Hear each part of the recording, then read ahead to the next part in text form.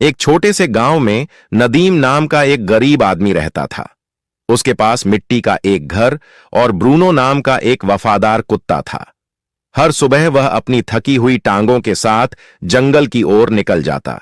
घंटों पेड़ों की टहनियां काटता, उन्हें गठरी में बांधता और बाजार में मामूली दामों में बेचकर वह मुश्किल से एक वक्त की रोटी और थोड़े से खजूर खरीद पाता। नदीम की पत्नी शाइस्ता खूबसूरत तो थी, पर उसकी जबान तलवार जैसी तेज। वह गरीबी से तंग आ चुकी थी और वह अपने पति को एक नाकारा, बदकिस्मत आदमी समझती थी। वह हर वक्त ताने देती, उसे नीचा दिखाती। एक शाम बहुत तेज बारिश हो रही थी। नदीम भीगा हुआ, थका हारा, हाथों में लकड़ियों का गट्ठर लेकर घर पहुंचा। मगर घर के दरवाजे पर जो मंजर था, उसने उसका दिल चीर दिया। शाइस्ता आंखों में अंगार लिए तमतमाती आवाज में चीखी, निकल जाओ मेरे घर से, मनहूस आदमी, अब मुझे तुम्हारी कोई जरूरत नहीं। नदीम सन्न रह गया। हल्की सी कांपती आवाज में बोला, शाइस्ता, क्या तुम होश में हो? मैं जाऊंगा कहां? मेरा ठिकाना ही क्या है? शाइस्ता चीखी, जहां मन करे जाओ, अपने कुत्ते ब्रूनो के साथ रहो, वह तुमसे ज्यादा काम का है। ये सुनकर नदीम की आंखें नम हो गईं। उसने अपना बोझ, लकड़ियों का नहीं दिल का, उठाया और चुपचाप चल पड़ा।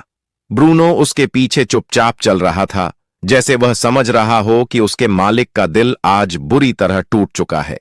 गांव के आखिरी छोर पर पहुंचे तो नदीम एक पुराने बेरी के पेड़ के नीचे बैठ गया। उसकी आंखें आसमान की तरफ उठीं। या खुदा, मेरे पास इस वफादार कुत्ते के अलावा कुछ भी नहीं बचा, तू ही मेरा सहारा है।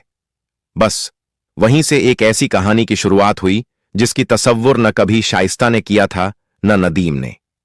रात ढलती गई। नदीम पेड़ के नीचे बैठा रहा और ब्रूनो उसकी गोद में सिर रखकर उसे दिलासा देता रहा। जब अंधेरा और ठंड बढ़ने लगी तो नदीम उठकर जंगल की उस दिशा में चल दिया जहां कोई इंसान नहीं रहता था। चलते चलते उन्हें एक पुरानी खंडहर कुटिया दिखी। नदीम ने भीतर जाकर कुछ सूखी लकड़ियां बिटौरी और आग जलाई ताकि बदन की सर्दी कम हो सके, और फिर मिट्टी के फर्श पर ब्रूनो के साथ लेटते हुए बोला, गरीबी मुझे क्या मिटाएगी ब्रूनो? जब तुम मेरे साथ हो, तुम 1000 आदमियों से ज्यादा सच्चे हो। रात आधी हो चुकी थी। अचानक ब्रूनो गुर्राने लगा। उसकी आंखें कुटिया के एक अंधेरे कोने पर टिकी थीं। नदीम घबरा गया। क्या हुआ ब्रूनो? कोई जंगली जानवर है क्या? ब्रूनो उस मिट्टी की फर्श को अपने पंजों से खोदने लगा। नदीम ने जलती हुई मशाल उठाई और उस कोने में रोशनी डाली। वहां की जमीन ढंसी हुई थी